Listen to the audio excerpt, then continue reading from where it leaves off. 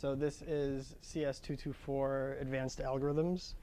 My name is Jelani Nelson.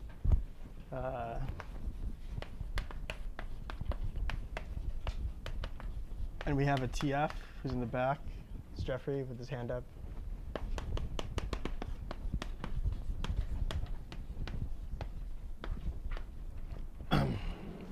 If you want to contact us, you should email cs224-f14-staff@cs.harvard.edu. Also, there's a yellow sheet of paper that's going around. You should fill it out. Let's see, what else should I say? And there's a course website. So I won't bother writing the URL of the course website on the board. Just Google the course or Google my name, and it's linked from my website. Okay. One thing I will say about the course website is we have a mailing list. So please go to the website and sign up, put yourself on the mailing list. Before I get started with things, I guess I'll tell you some logistical things about the course. Then I'll tell you what the goals of the course are, and then I'll start on something. Okay. So logistics. Oh, I completely did it backwards. Okay.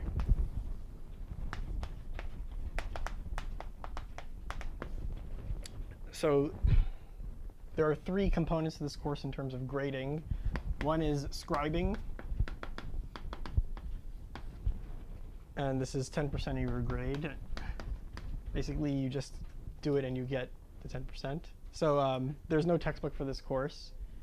Students will take turns taking notes on what I say in lecture. And the course is recorded, so you can go back over the lecture and see anything you missed. And then basically write up some lecture notes in LaTeX describing the lecture. And there's a template on the website, a LaTeX template to use. 2 is P-sets. That's 60% of your grade. Okay. And the 3rd one is a final project, which is the remaining 30%. And that's just written. Okay, so there are details on the website about the final project. You do it. The last day of reading period, you submit your project. And I grade it. OK, so let's see, final project. So there's a proposal for your final project due, I think, it's on the website, but I think it's October 30th. And then project due last day of reading period.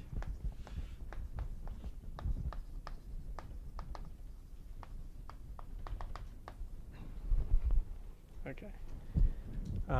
So yeah, I'll read through the proposals and make sure I like the idea of the project and give you feedback regarding it. And then you spend the last 6 weeks working on the project, roughly 6 weeks. Let's see what else. P-sets, all P-sets should be LaTeX. And you submit them by email. OK. And also, P-sets have page limits, meaning your P-set should not be longer than the specified page limit. OK.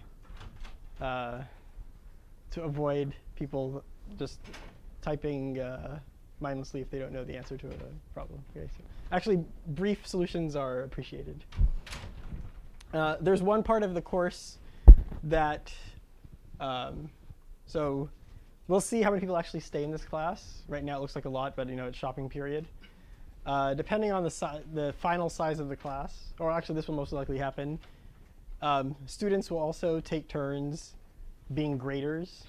You probably only have to do it once during the semester, but a team of maybe 3 to 4 or some number of students together with the TF will meet once a week and or once per P-set and grade that P-set. Okay, so that's a required part of the class.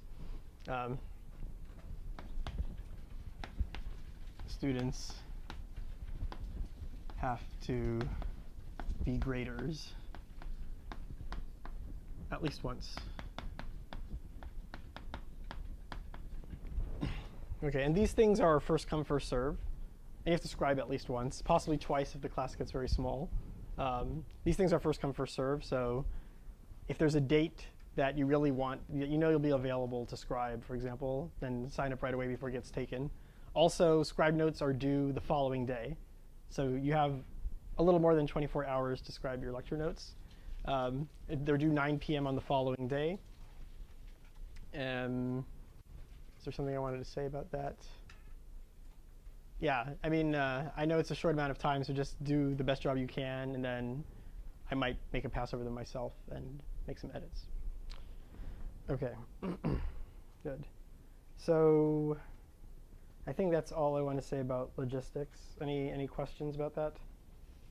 Yeah. May I suggest having the lecture notes in some sort of Git repository or something, so we can like see changes and change them after the fact? Oh, OK. Rather than like just putting PDFs on the website. Seems more sensible. Put them in. OK, maybe talk to me afterward, because I don't. Anything else? Yeah. So only a subset of students will be scribing each lecture, or everyone scribes every lecture? One person will be the scribe for that lecture. Actually, yeah, I need a scribe for today. So who thinks that they're going to be in this class for sure and is willing to scribe today's lecture? OK. Good. Any other questions? OK, so good. So this is advanced algorithms. Who has taken CS 124 or some form of algorithms course before this? OK, most people, I guess. So I guess the main difference between CS 124 and CS 224, well, first of all, I guess algorithms is very broad. So even though 124 was a whole semester of algorithms, we didn't see all there is to know about algorithms, even in terms of topics. So in 224, we'll see some models for analyzing efficiency, or some measures of efficiency, or models of algorithms that we didn't see in 124. Also, I guess it will be more theory focused. There won't be any programming assignments, although for the final project, you can do an implementation project that's described on the website. But the P-sets will be purely just written P-sets. OK, no programming. What else do I want to say?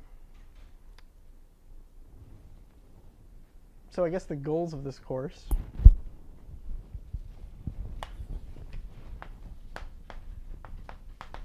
I guess they're what you would expect.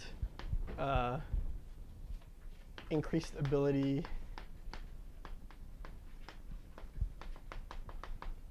to analyze and create algorithms. Okay, we're going to see lots of different techniques in this class for analyzing algorithms, many of which were not in 124, and also modeling. Creating looking at different models.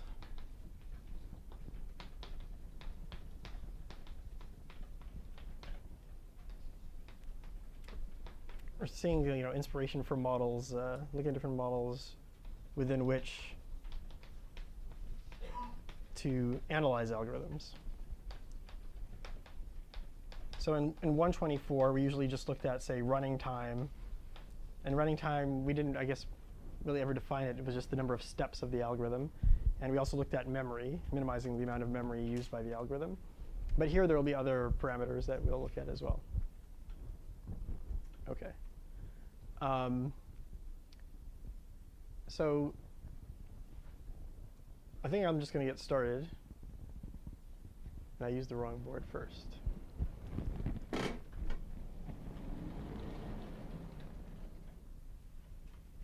So speaking of models, so who here has seen sorting? OK, good. That's what I expected. Who here knows that you can't sort n numbers faster than n log n? OK. So that's actually, I lied to you. You can sort n numbers faster than n log n. OK, so today and the next lecture, we're going to see something. We're not going to do the full sorting algorithm, but we're going to look at a related problem, a data structural problem, which is predecessor. We'll look at the static predecessor problem. It's a static predecessor problem.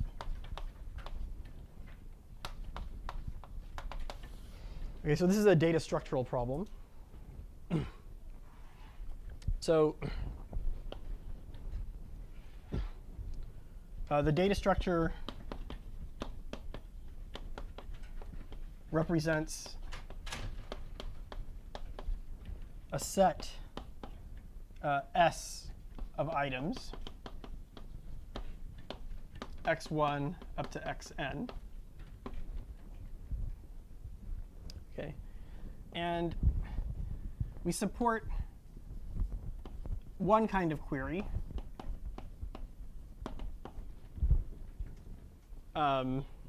which is predecessor of x. Predecessor of x is the max element which is less than x. Or let me say predecessor of z is the maximum x and s. Let me write it like this: the maximum x and s such that x is less than z. Okay.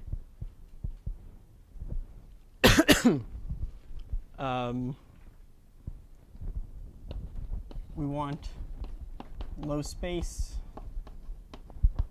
and fast query.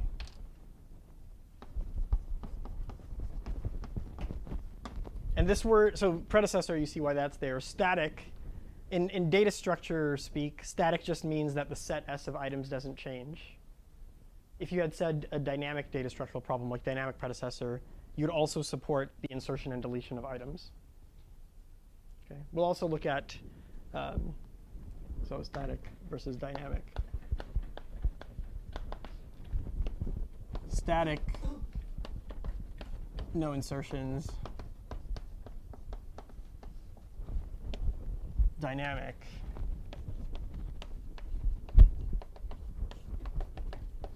insertions. Okay. So what's one way someone knows how to solve dynamic or static predecessor quickly? Using, say, linear space.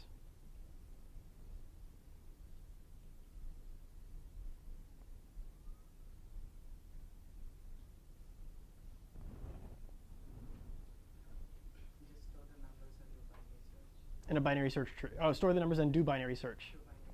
Yeah, yeah. So an example solution that works.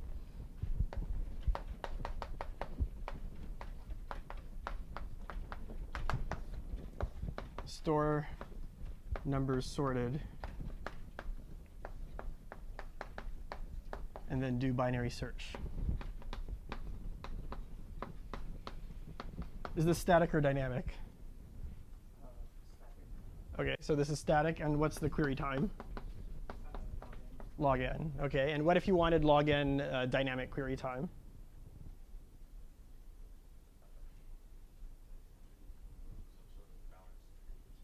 Yeah, so log n, so I'll log n dynamic query using a balanced BST, say like a red-black tree or something.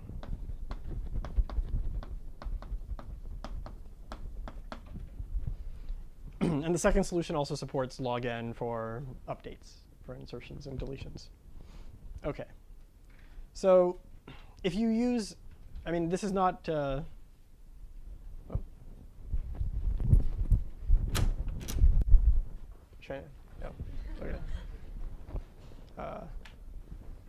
this is not usually the way people teach sorting algorithms at first, but I claim that if you have such a solution to dynamic predecessor, then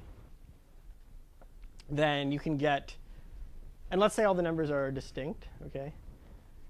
You can get you can get a fast sorting algorithm, right? So what do you do to get a fast sorting algorithm using dynamic predecessor? You first go through in linear time your input and find the maximum.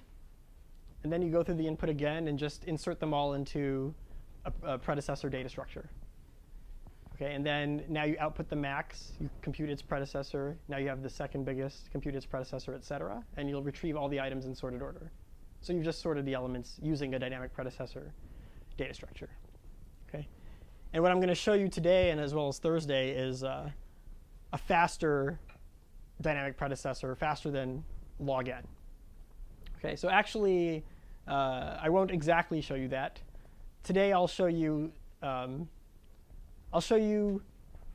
two data structures, one of which is dynamic, and the other I'll show you the static version. It can be made dynamic, but it's more complicated. I'll just show you the basic ideas to get the static data structure. But I promise I'll give you a reference that shows you it can be made dynamic, and if you use those data structures, you can beat n log n for sorting. OK, but some people raised their hand when they said that they knew that sorting couldn't be done faster than n log n.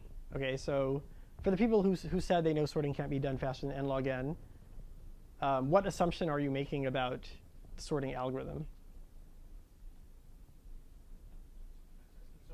It's comparison sort. It's comparison-based sorting, right? Which means you have n items. And in each step, your algorithm is allowed to choose 2 items and compare them. And based on the results of the comparison, it can make further comparisons. OK. But that's not how real computers work, right? So when you code in C, first of all the input numbers are integers, let's say, or floats. They're something that fit in some, say, 32 or 64-bit word. And you can do bitwise XOR and bit shifting and all kinds of other operations, which are not just comparison and multiplication, right?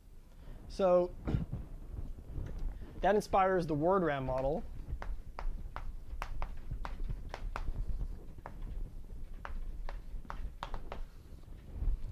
OK. So items are integers in the range from 0, 1, up to 2 to the w minus 1. OK. And w is the word size. And the universe size u is 2 to the w, is 2 to the w minus 1, is 2 to the w minus 1. OK. And we also assume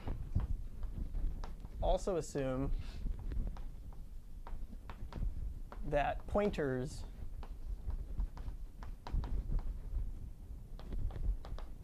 fit in a word. OK. So for the last assumption, if you have a data structure that's storing n items, presumably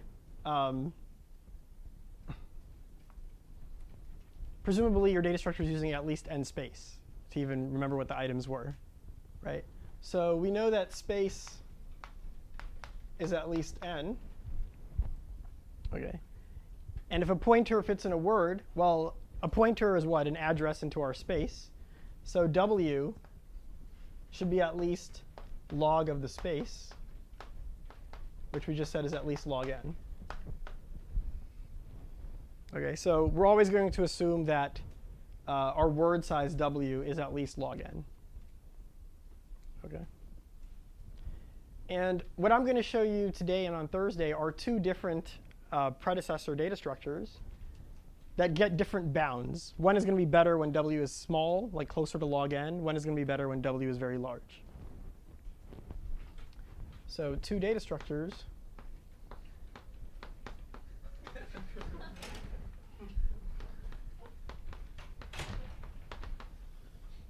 So one is the, it's called the Van, well, that's lowercase, Van M. de Boas trees.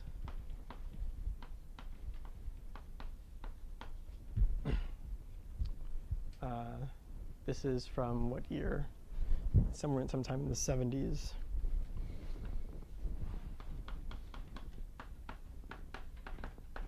So I'll frequently put the conference or journal name in the year. So this is for the scribes.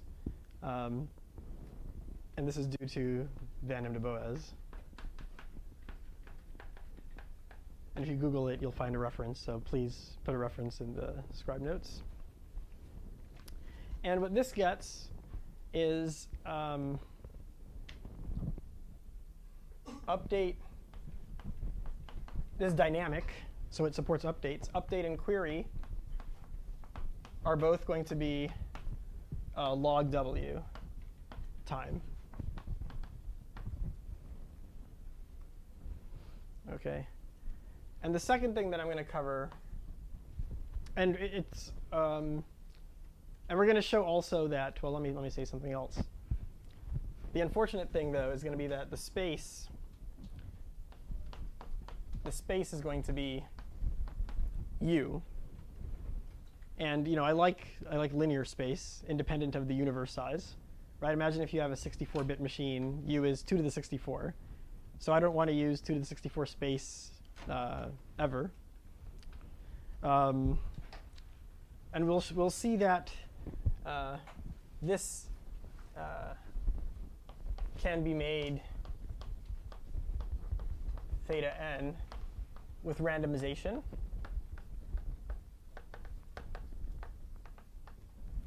And we'll also see a related data structure called Y-fast trees, tries, which get the same bounds.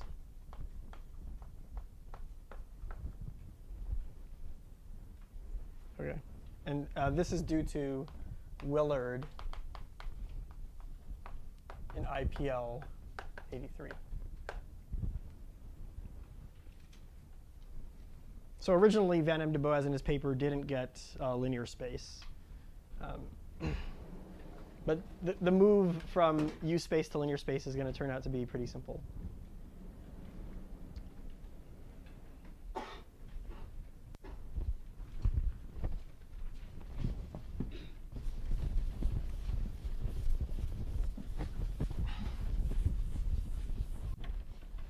And the second data structure we're going to see,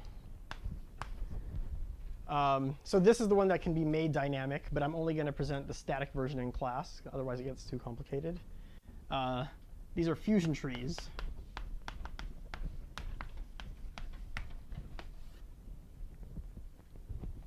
Okay, and this is due to Fredman and Willard.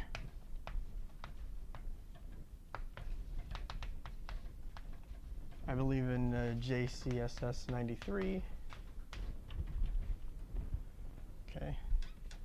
And these support query in time log base W of n. Okay. And it's also linear space. So already this beats binary search trees. Right? If W is at least log n, remember, log base W of n is the same thing as log n over log W. So this is never going to be more than log n over log n. Okay. But of course, we could choose, if we know W, I mean, we know the machine that we're coding on. If we know W, we can choose the better of fusion trees and, let's say, Van Em de Boez trees or Y-fast trees. So that implies that we can achieve the min of log W and log base W of n, right? And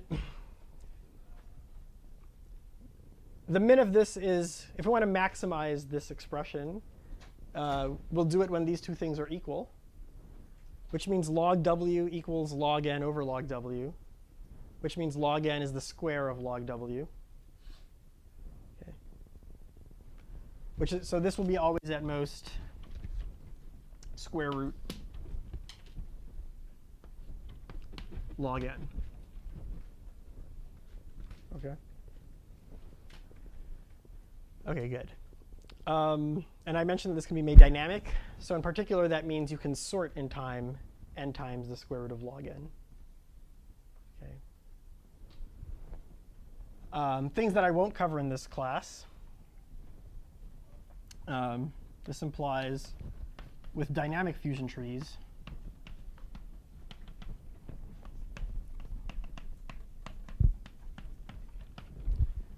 O of n root log n sorting.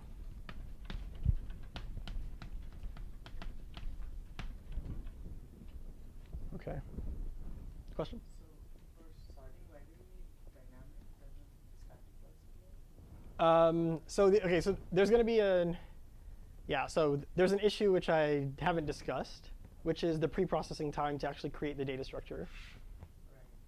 So in the dynamic case, when you start with an empty data structure, that doesn't come into play. But with the static case, we're going to spend polynomial time to actually create this this fusion tree, and that's going to be bad for sorting.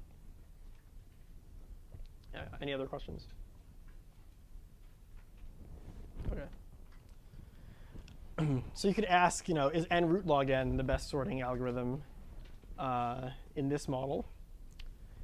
And you can actually get faster sorting.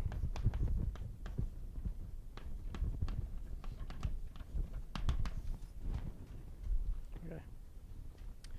So you can get O of n log n deterministic.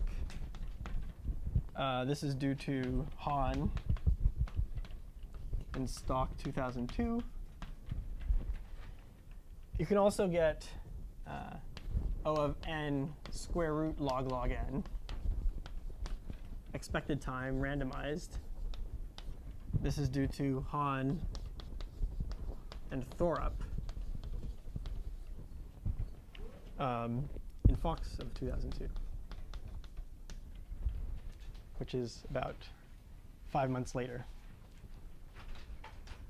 And it's an open question whether or not you can get a linear time sorting algorithm in this model. So it's possible. There's nothing saying that you can't do it.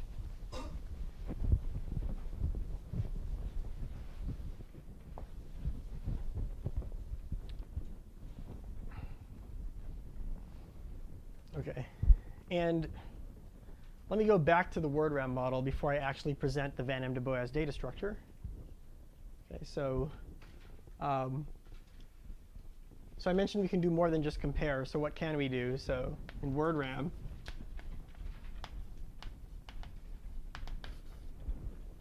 assume that given x, y fitting in a word,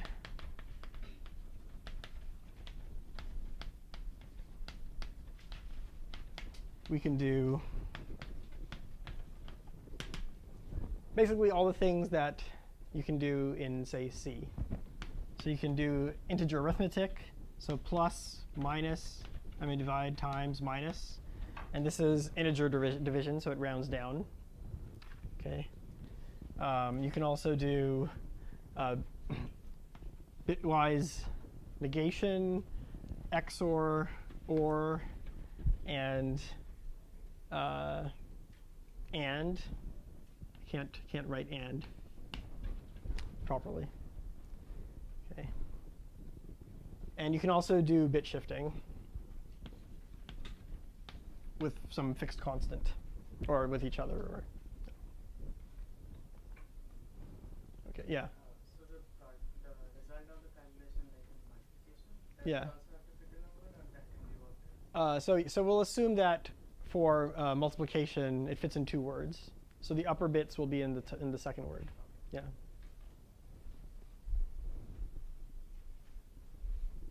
Okay. Any other questions?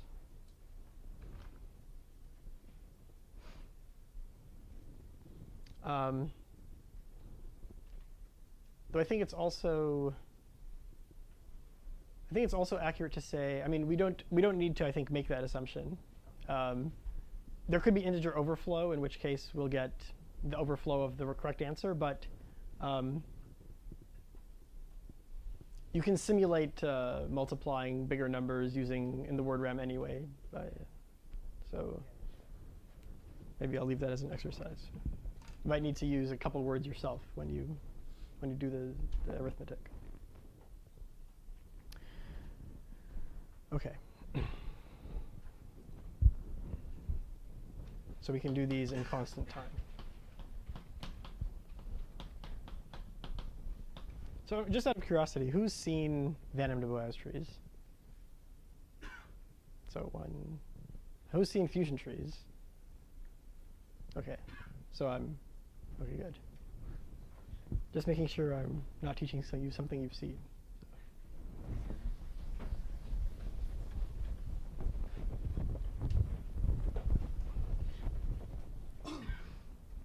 Okay, so we're doing Van M. de Boas.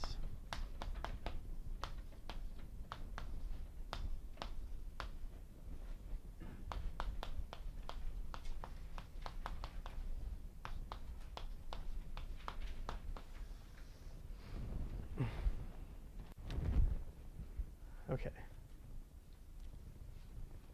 So the basic idea is, well, I guess you guessed that we're going to do something with fudging with bits, because we can't just do comparisons. The basic idea is some kind of divide and conquer. Okay. So so VEB trees will be defined recursively.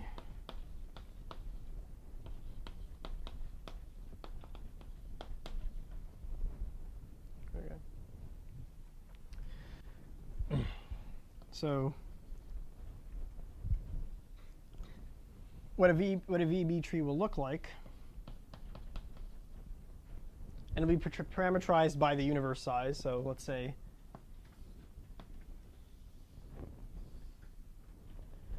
this is on a universe, say, of size u.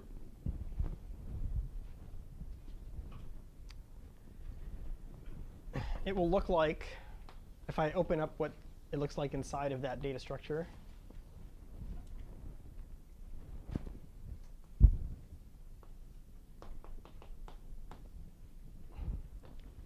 it'll have square root u VEB data structures on each on a universe of size square root u. And there will also be a top one of size on universes of size square root u. Okay. And separately, we'll also store one extra element, which is the minimum element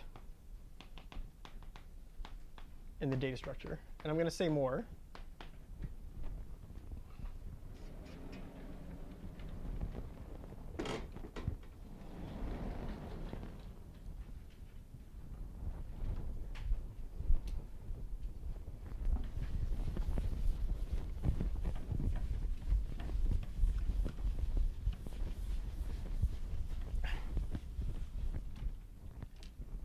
Okay.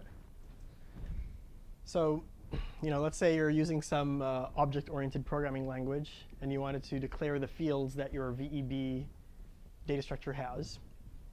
So the fields of VEB,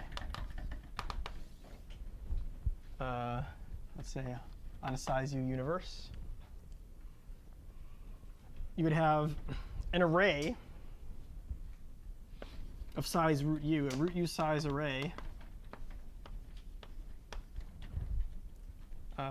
Let's call this thing V. V is our VEB data structure. You'd have v dot cluster 0 up until v dot cluster square root u minus 1. And this is a VEB square root u data structure.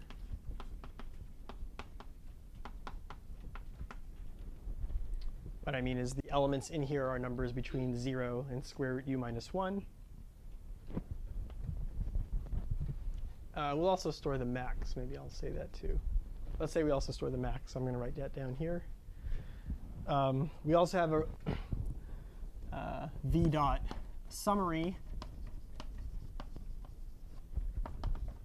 is a VEB square root u instance as well.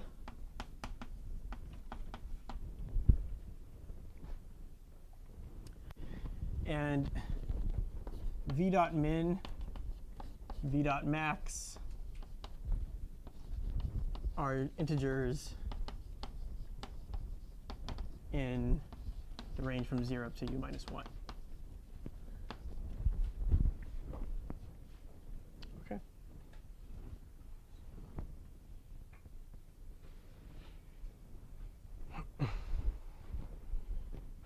Any questions? I haven't actually told you how you insert into this data. This will be a dynamic data structure. So I haven't told you how you query, and I haven't told you how you insert.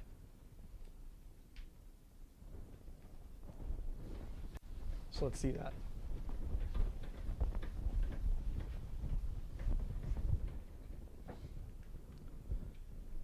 Okay. So say we have an item that we want to have living in this data structure.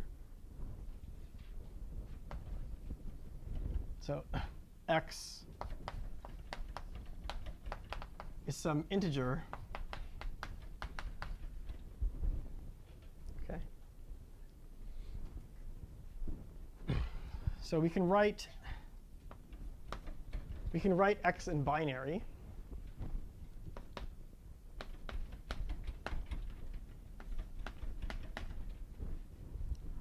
Okay. And we can divide x into the the leftmost half of the bits and the rightmost half of the bits. And we call this c, and we call this I. So let's write x as ci. Okay. And notice that these numbers c and I are in the range from 0 up to root u minus 1. Right? OK. So we're basically writing x in base root u.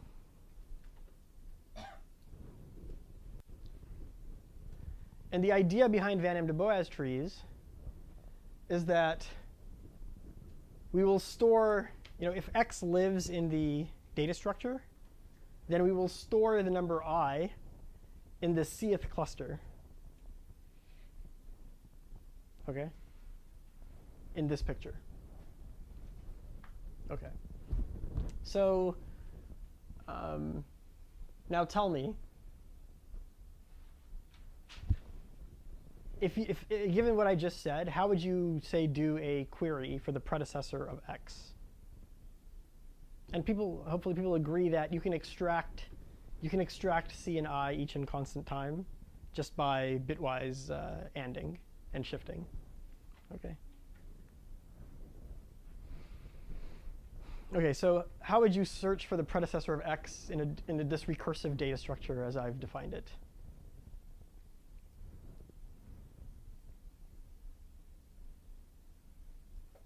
I guess I didn't tell you what the summary does. Let me tell you what the summary does, too. So I told you that I'll insert I into the cth cluster. Okay. Also, if the cth cluster happened to be empty when I did the insertion, I'll also insert c itself into the summary. Okay. So the summary keeps track of which clusters are non-empty. That's the point of the summary. OK, so now how would you do a predecessor? Yeah.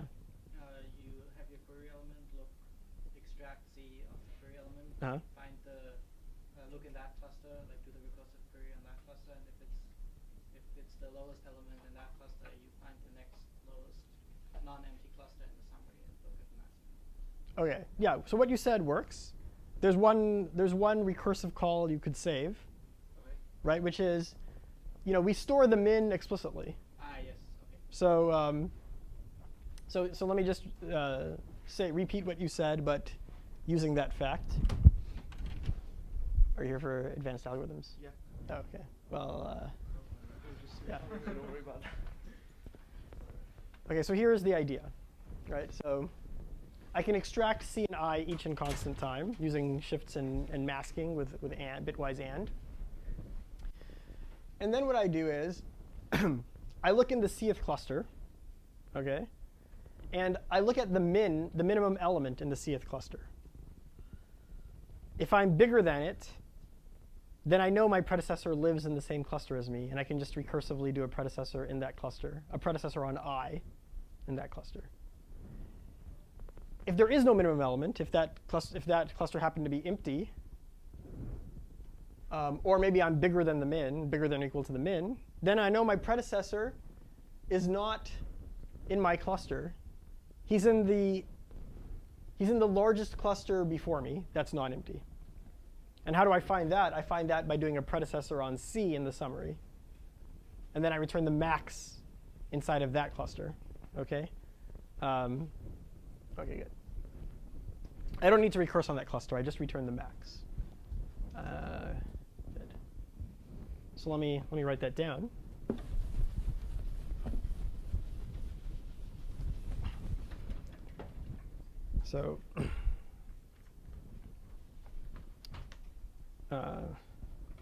So predecessor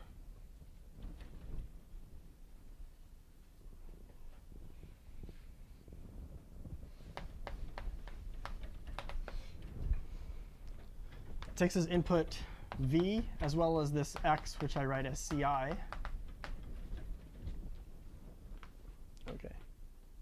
And I say the first if is if x is bigger than v dot max, so if x is bigger than everything in my data structure, I just return v dot max.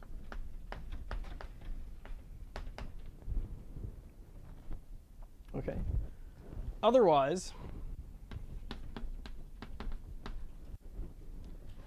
I look at the Cth cluster of v, and I check its min and compare its min to me.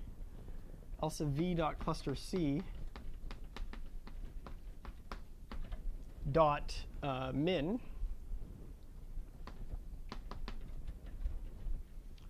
is less than x, then I'll just recurse.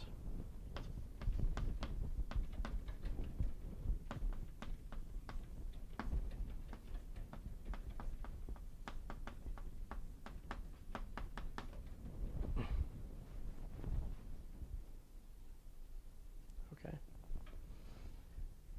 Otherwise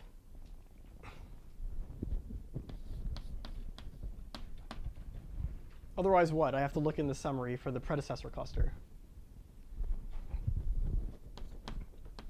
So C prime will be my predecessor cluster.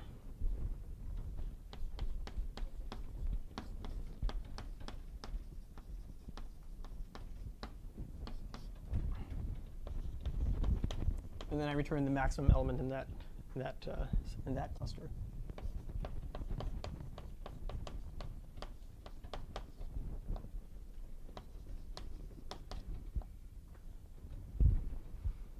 OK.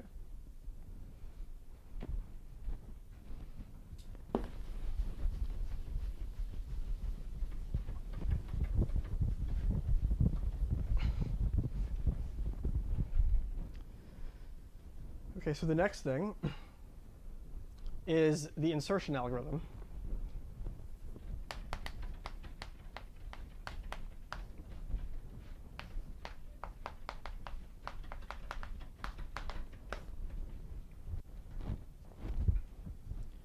OK. So the first thing is we're going to see why in a moment, but I'm going to treat the minimum element as being special. It's only going so the minimum element will be stored in this minimum field. Where are my fields? The minimum element will be stored in the minimum field, but I won't also store it in its appropriate cluster. OK? So it could be that the v dot min is some non-empty value, and everything else in the data structure is empty. So if V is empty,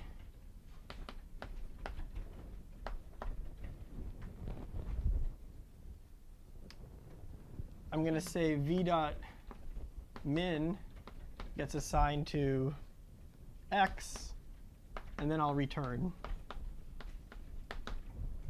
Sorry for my pseudocode is like changing between C and Python, but you know what I mean, I think. OK. Otherwise, what do I do?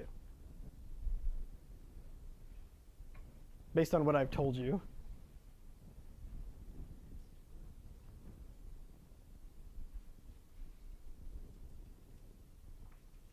And also with this constraint that the min only lives in v.min.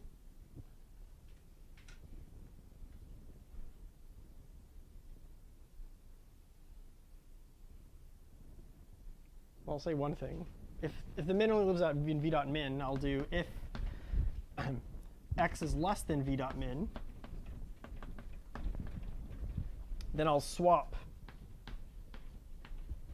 x with v.min before I continue. Okay, so now I know that the x I'm actually inserting is not the minimum element. Think of this v.min field as being like a buffer. So the minimum always lives in that buffer, and it's not actually recursively stored. Okay. So first I make sure that the thing I'm inserting recursively into the structure is not the minimum. Okay. And then where do I have to put it? OK. And let's pretend that when I do this swap, the C and I are for the new x. OK. So I don't want to write more code. So what I do is, oh, and there's also this issue of before I recursively insert it into the cluster, I should check the summary to see if that cluster was empty. If so, I need to insert it into there as well. So how can I check if the cluster is empty? I can just check its minimum element and check that it's empty. So if if v.cluster c.min is a null value, then I need to insert C into the summary. Then v.summary, I'll insert into v.summary the value C. And then I'll insert I into cluster C.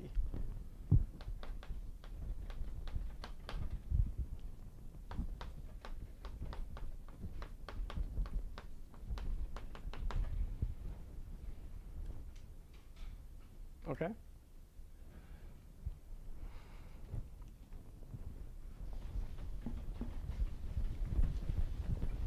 And you can think about what you would do for deletion. It's not really that much different conceptually.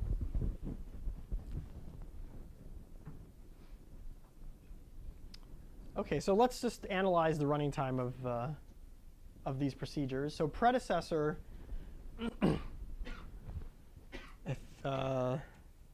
there's only ever, I guess, one recursive call, right? In any of the if cases, you'll have at most one recursive call. So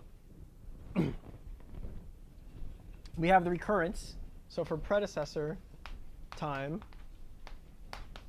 we have the recurrence that t of u, we start off with the universe of size u, is equal to t of u over 2 plus O of 1, t of root u, sorry. And if you remember your recurrences, this implies that t of u is of log u. Okay, which is equal to log w. Remember, u is basically 2 to the w. U is 2 to the w. OK, how about insertion?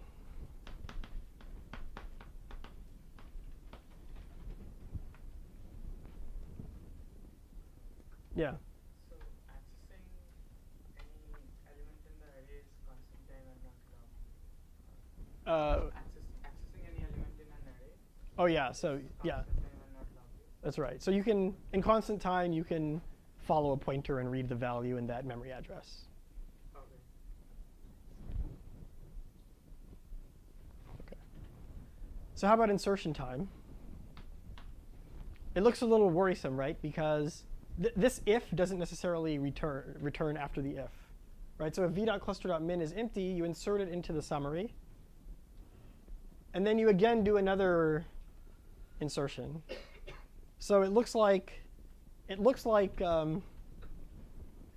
t of u is at most 2 times t of root u plus O of 1, right? And do people know? So another way of thinking about this is, maybe this will make it more obvious, is that t of w is at most 2 times t of w over 2 plus O of 1, right? So if we're saying that w is getting square rooted, that basically means this. If we're saying u gets square rooted, that's like saying w got cut in 2. So what does this resolve to?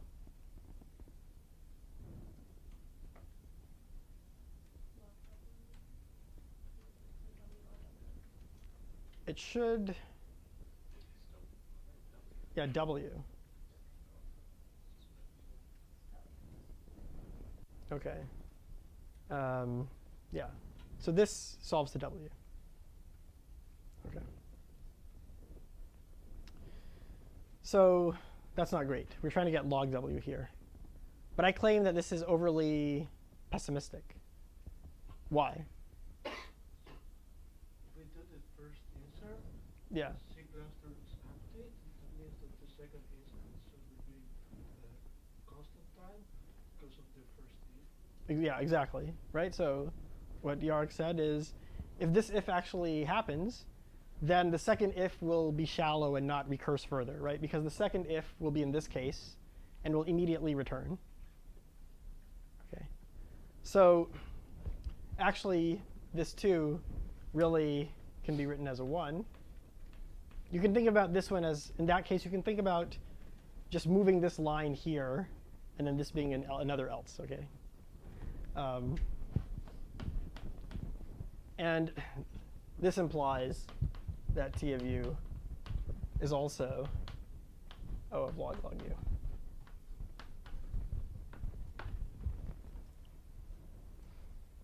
OK. So that's the basic Van M de Boas tree data structure.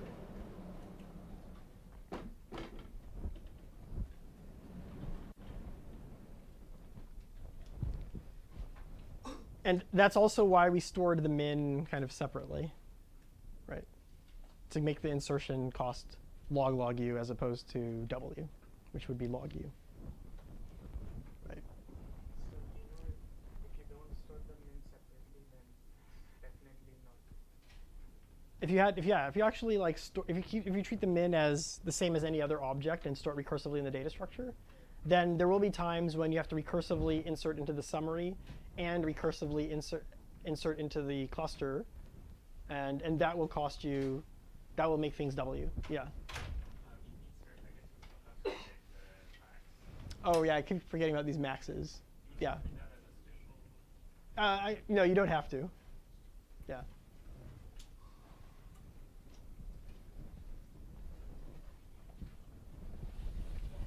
But yes, that's a good point.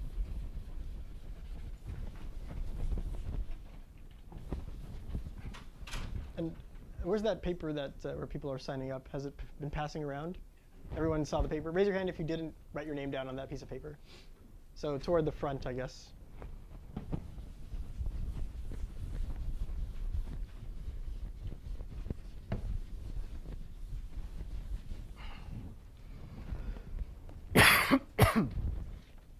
OK, so how about the space?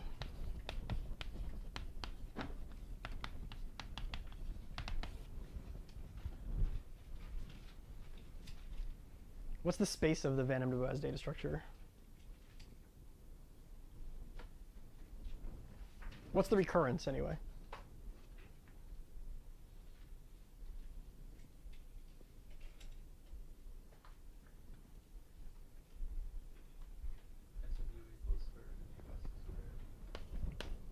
S of u is equal to square root of u plus 1 for the summary, s of square root of u, plus a constant to store, say, the min. OK. So this, I'm not going to solve it here. This implies that s of u is theta of u. OK. So this is u space, which is not great. So we're going to get instead linear space. OK. So what's something that intuitively seems a little bit silly about this space requirement?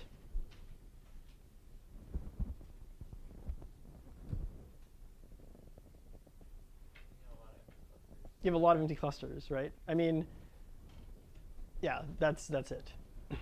OK. So what could you imagine doing instead? So we will see. Who here has seen hashing? OK. So I gave you a hint. So you know what? So you know that there's something called hashing. What would you do with this hashing in order to improve the space?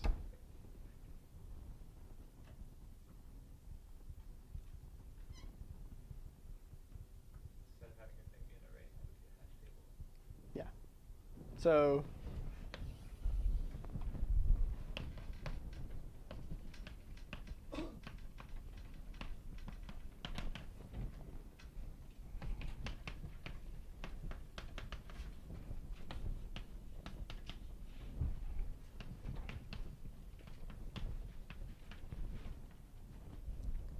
OK, so we're going to have a hash table. What does this hash table store? I'm sorry? Like, what are the keys in the? So in hash tables, there are keys and values. OK, so what are the keys that will live in this hash table, and what will the values be? So we'll have a hash table.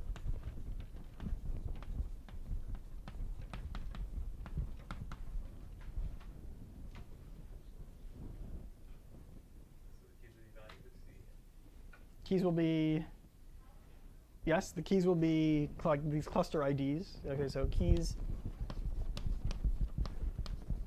are cluster IDs C. And what will the value? So what will the value be? Yeah, a pointer to some. So value is a pointer to corresponding non-empty cluster. OK, so for the empty clusters, they don't live here. OK, and I claim that the space of now this scheme is linear. It's theta of n. Why is it theta of n?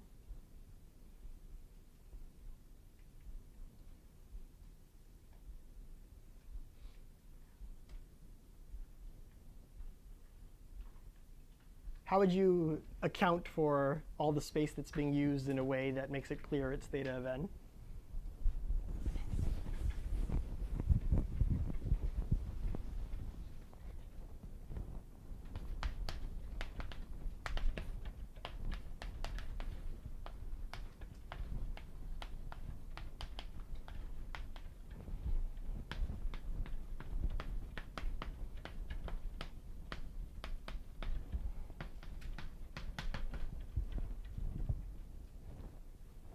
Yeah.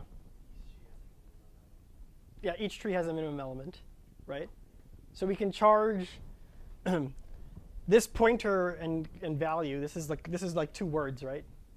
We can charge the cost of these two words of storing this cluster ID and pointer to the minimum element that's contained in that cluster.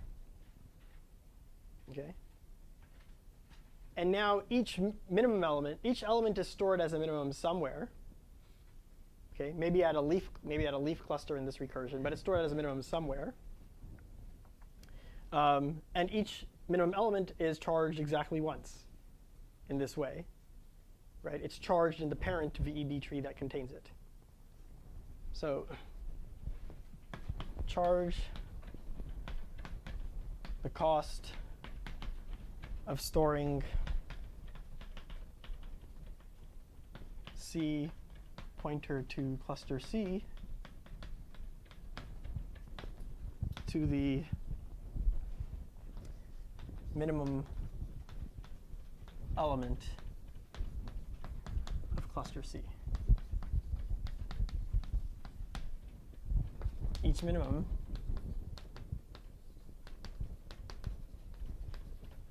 is charged. So each item in this set, let's say each XS actually,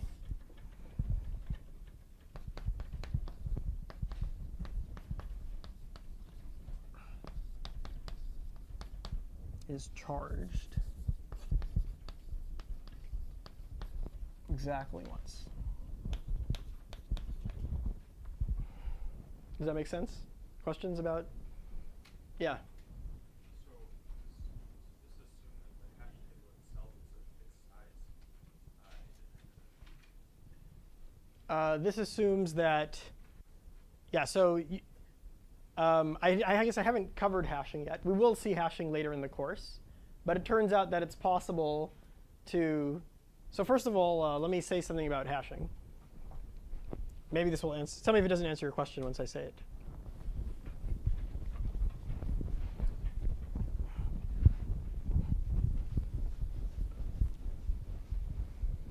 So, I think it's good to think in terms of problems, and then there are algorithms or data structures that solve those problems. So let's forget about hashing. What's the problem that we want to solve? The problem we want to solve is what's called the dictionary problem. So short aside. So we have something called the dictionary problem.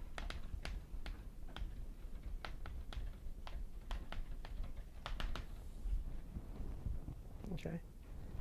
And the goal of this problem is to store key value pairs. I'm going to assume that the keys and the values each fit in a machine word. And the semantics are as follows. So query k. Okay. What should that do? It should return value associated with key k, or null if k is not associated to anyone.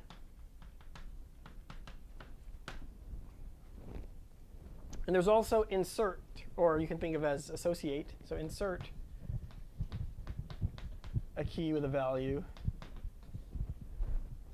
which associates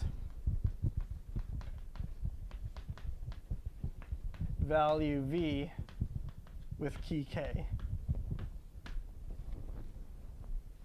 Okay. So you can look at both the static and dynamic versions of the dictionary problem. Okay. So in the static version, you're told all the key value pairs up front, and you never do future associations. In the dynamic version, you can make updates to what keys are associated with, and you can also delete keys from the dictionary. Okay. And it turns out, I don't know if we'll see exactly this solution later in the course, but we'll see some solutions to the dictionary problem. Dynamic dictionary is possible with linear space, okay, constant query time, worst case query time, worst case query, as well as constant expected insertion or updates, insertion, and also deletion. Let me write. So this is from, it's actually not that, it's fairly recent. Ditzfeld, Binger. I need to look back at the reference, but this is by Ditzfeldbinger.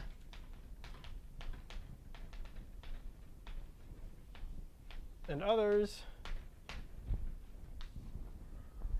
And yeah, I mean, it's some form of hash table. Okay. If you know about universal hashing, it wouldn't get worst case constant query, it would get expected constant query.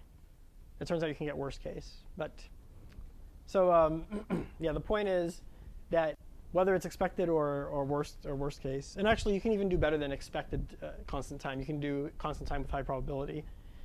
But the point is really what we need here is a dictionary. Okay, we need a dictionary that stores mapping. The keys are the cluster IDs, and the values are these pointers to those non-empty clusters. And that's a solved problem, which we'll just take as a black box for now. Did that answer your question? Yeah. Okay. Any other questions? Sorry, did you say that this is the best thing? Yeah, I believe. Well, Yeah, that's what I can even say you can even make this with high probability. Yeah. So I guess the question is, can this? I mean, the only thing you could hope to improve here is make it fully deterministic. Yeah. I don't know offhand whether that's been ruled out as a possibility.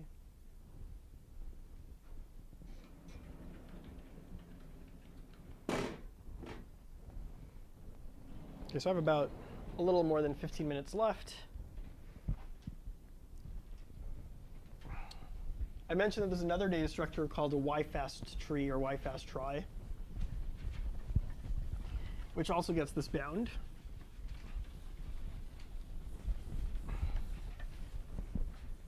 I'll sort of just sketch the idea, which apparently is apparently I think is the original way Van M. Du Bois trees were made to support the bounds that I stated. And then much later, other people came along and kind of reinterpreted the data structural ideas and came up with what I showed you. But the YFast trie, I mean, originally Van M. Du Bois data structures were described in a way that got U space, and it wasn't as clear as change this to a hash table in the way that it was described to make it linear space. So I'll show you the another way that you can get the same bound. Okay. So what's one way that, pretend you didn't care about query time and you're willing to use U space. What's a very, very simple data structure for predecessor? I want you to use exactly U bits of space. Yeah, a bit array. Okay, so have a bit array of size U, of length U. And the ith bit is 1 if I is in your set. Otherwise, the ith bit is 0. So use a bit array. So another solution.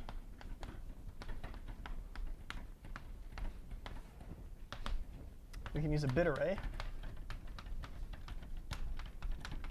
of length U.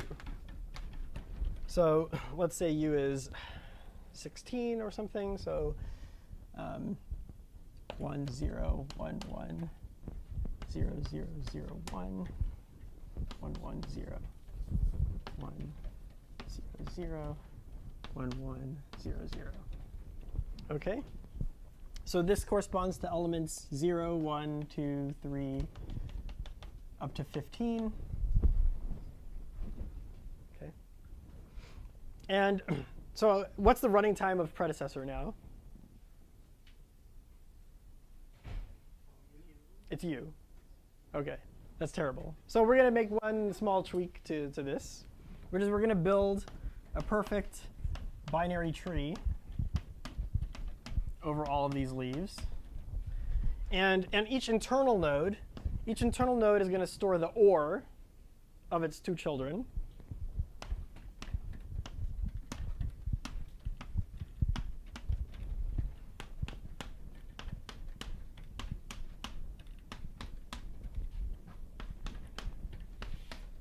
And we end up with a tree that looks like this.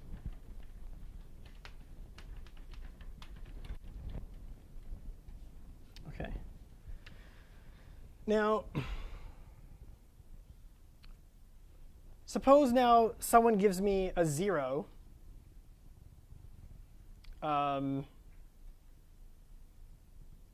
Suppose someone gives me a 0 and asks for the predecessor. Okay. Well, okay. So let me also say this. I'll do one more thing too. I'll store all the 1s in a doubly linked list.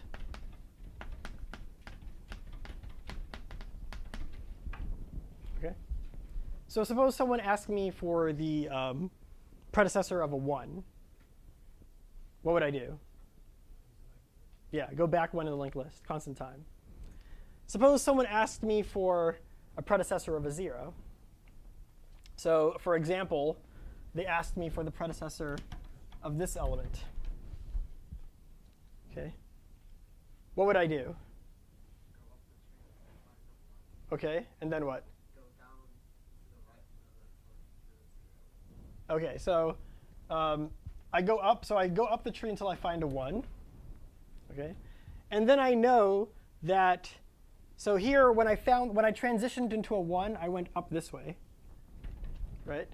So then I know that I am bigger than everything on the left-hand side. So I should just find the maximum element in this subtree, which I can do by going down to 1s, for example. OK. But what if someone asked me for the predecessor of this element? I would go up, and here's the first one. So now, I don't go and find the minimum element here. That's not my predecessor. But what is the minimum element here?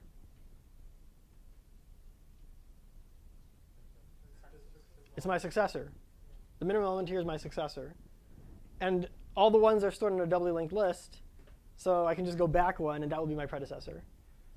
OK? So I can just keep going up until I find a 1. And then either I will find the predecessor or the successor, depending on whether I went up that way or went back that way, and I can get the predecessor. Okay. Now, there's still one problem though, which is what's the running time of this? What's the height of this tree? Log of u. So my running time, it seems like it would be log of u. Okay. So I'm trying to get log u. So what does that suggest?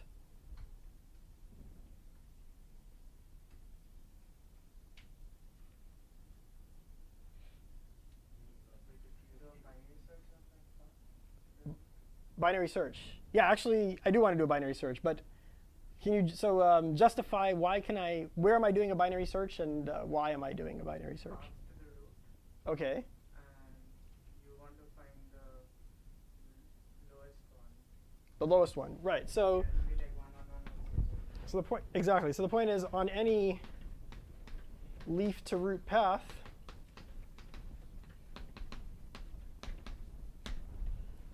the bits are monotone.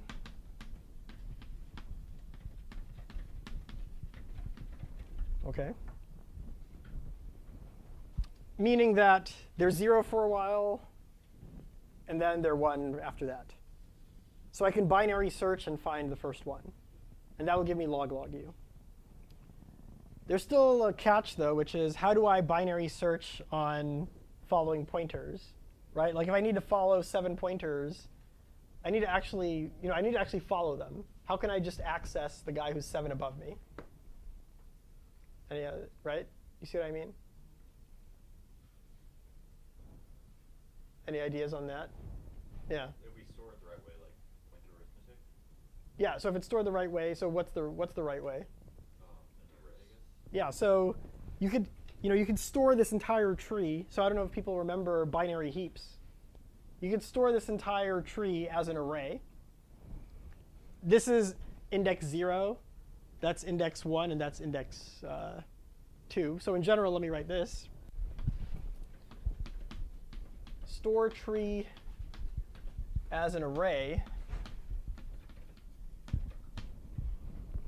okay, root is at index 0. Node v has left child at 2v plus 1 and right child at 2v plus 2. Right. So if I want to find the ancestor who's k above me, what do I need to do? Divide by what? By 2 to the k. By integer division, right? Yeah. So that's a bit shift. So I can find anyone who's k above me in constant time. OK. So there's that.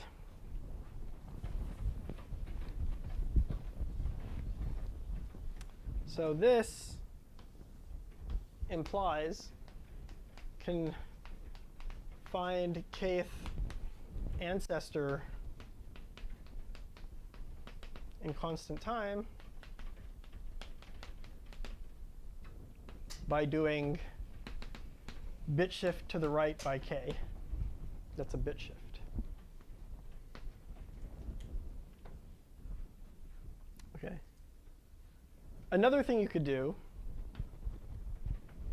which uses more space, is to actually store the tree using pointers. But for each node, you don't just store its parent, but you store its 2 to the kth ancestor for every k. So could also, for each node,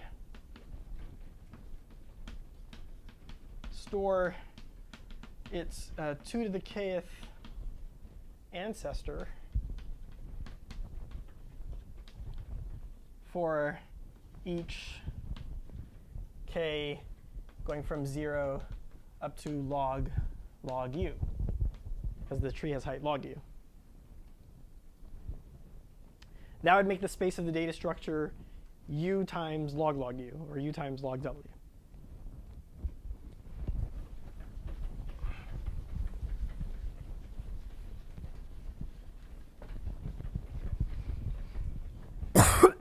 OK, but there's still the dominant part of the space is u. Yeah. Do you really need all the 2 to the k ancestors? Like if you're all the binding searches will follow a particular path, I guess. Right? I mean. What do you mean? Like if my current is like if I'm 0 to 16. Yeah. You mean the height of the tree is 16? Yeah, height of the tree is 16. OK. I'll either go to 8. Yeah. And then from 8, I can either go to 12 or 4. Right. From 12, I'll either go to 14 or 10. I see. So we don't need all the ancestors. Is that accurate? Oh, I see. You're saying I only need Two ancestor and the pointer to the. But OK, so suppose the 8 one fails. So let's do a bigger power of 2, 1024. Suppose 512 fails, and now I have to go to 256. Yeah. That fails, and I have to go to 128. Yeah. Won't I need all those? Oh, I could just use the ancestor of that node. Yeah. OK. I have to think about it. Maybe what you're saying is accurate. How do you go back down? So he's saying. Yeah, both ways. So I'll tell the exact number. Suppose the highest power of 2, Yeah. which divides your number, is 2 to the L. OK. The height of the tree is 2 to the L? No. For every node, Yeah. take its number. OK. And suppose the highest power of 2 that divides that is 2 to the L. OK. Then you store 2 to the L by 2. Then the thing that follows you by a distance of 2 to the L by 2. And the thing that precedes you by a distance of 2 to the L by 2. I see. So for example, like 4.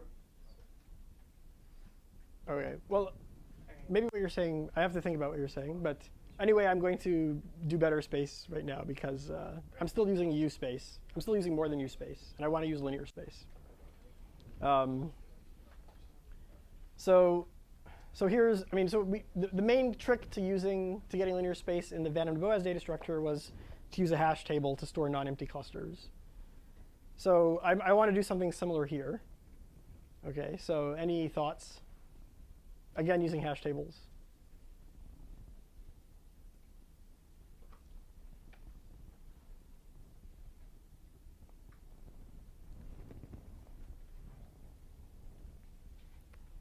So this one maybe is a little trickier, so I'll just say it. To save space, only store the ones in a hash table.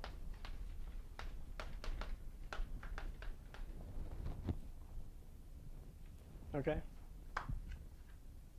So at each level of the tree, there are at most n ones. So this hash table contains n times w items in it. So I'm using n times w space. Or you could imagine having w different hash tables, one for each level of the tree, which stores all the ones that occur in that level. So for each level of tree, hash table stores locations of ones. Okay, so as I'm doing my binary search, if I want to know whether something is a 1 or a 0, I just look it up in the hash table. And if it's a miss in the hash table, if it's not in my dictionary, then I know it's a 0. Okay. This implies space n times w. And this is called an XFAST tree. So if you look at the paper by I mentioned that YFAST tries are due to Willard. That was in '83. It's like a 4-page paper, including the intro and bibliography. And in the first page or two, he describes XFAST tries, and then he gives a YFAST tries in the very next section, which eliminates that W. Okay, so. And the trick to eliminating that W is a trick that is good to know. I guess I mentioned one goal of this course was knowing the right techniques to apply to data structures and algorithms. So this is a technique that gets used a lot. So from XFAST to YFAST, use what's called indirection.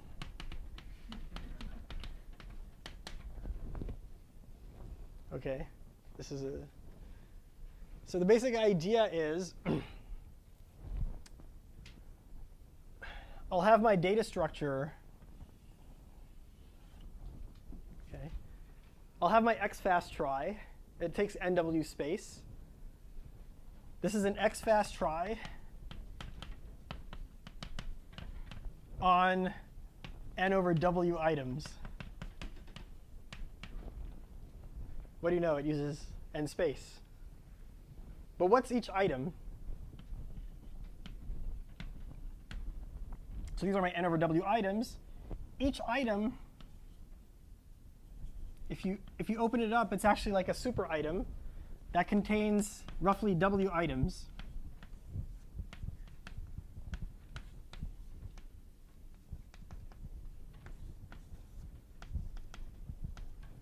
Okay, so approximately this contains like the first w items, the next w items, etc. And one of them will be like the representative item that actually lives in the XFAST try. Okay. And the way that I'll store these items is I'll build a balanced binary search tree on them.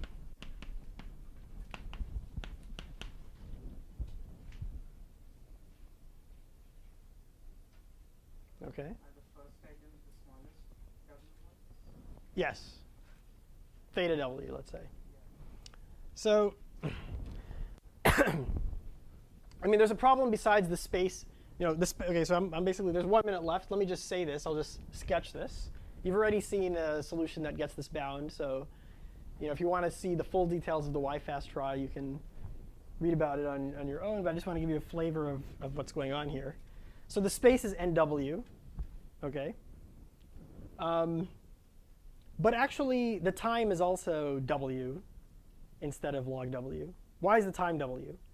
The time is W because if you think about this tree, if I insert a guy and change him to 1, I need to OR all the way up the tree. I need to change W things. So the time is W and the space is off by a factor of W. And this idea basically fixes both issues. And so in terms of the space, this is now definitely using linear space. In terms of the query time is still log u, because I can search in an xfast try in log u time. And then I reach the BST containing that super item. And to search in that BST takes log w time, which is, again, log u. How about insertions? So the point is, these super items contain somewhere between, let's say, w over 2 and 2w items. OK.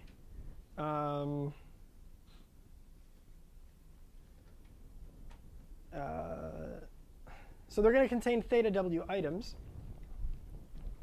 And the basic idea is going to be, when I do an insertion, I'm not going to actually insert into the xfast try. I'm going to find where it goes and insert it into the balanced BST. And only when this thing overflows, when it becomes size bigger than 2w, I'll split it into 2 super items and then insert those into the above one. But approximately, that only happens every w steps. OK, so in an amortized sense, it only costs me a constant to do that. Well, it only costs me I only have to do that once every w steps. And then when I do it, it costs me log of w. So I know I didn't go into the full details on that, but that's I'm not going to get too deep into YFast tries since they get the same exact bound as this, I think, simpler one. But that's the basic idea. OK. So questions? Class is basically done. Any final questions before next time we'll see fusion trees?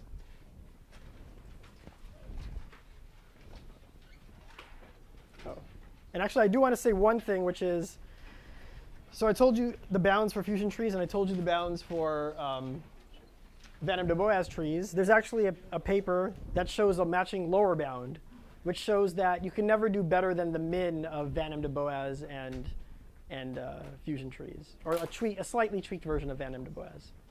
So these are known to be optimal for linear space, or for nearly linear space data structures. OK. OK. See you all.